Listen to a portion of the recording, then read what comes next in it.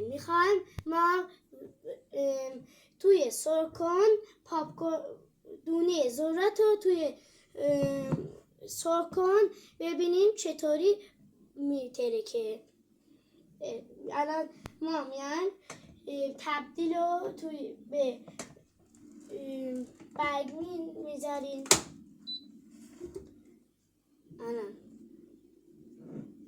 الان ما درش رو باز میکنیم. ما باید توی این یه دونه زرورق تویش بذاریم تا این کفش تا کثیف نشه. من الان توش گذاشتم. اول باید ما توی پاکن یکم نمک بریزیم، بعد میریزیم توش.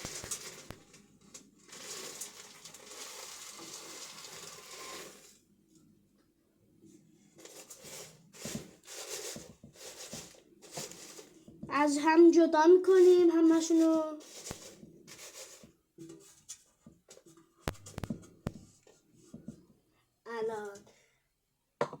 الان ما میذاریم اینو توی جاش. اول باید اینو بفهمیم که ما تا وقتی که اینو تو جاش نذاشتیم سرکن روشن نمیشه. دکمه‌شو چند بار بزنیم روشن نمیشه.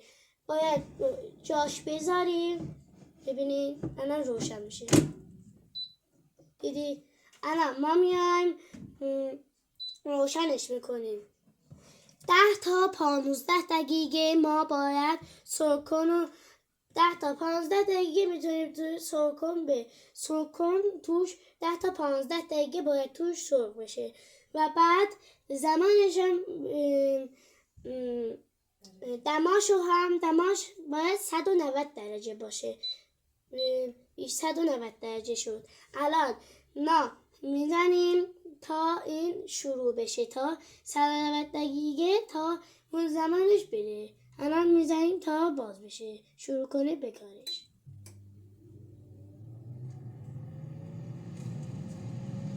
این شروع شد تا بکارش.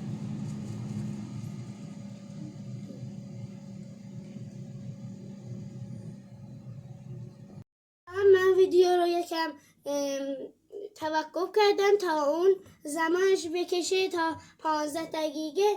اون نمیتونست. اون 15 دقیقه رو یک ویدیو رو نگه داشتم تا 15 دقیقه بره. الان ما میخوایم ببینیم چی شد. پخته یا نه؟ بله پخته. اینها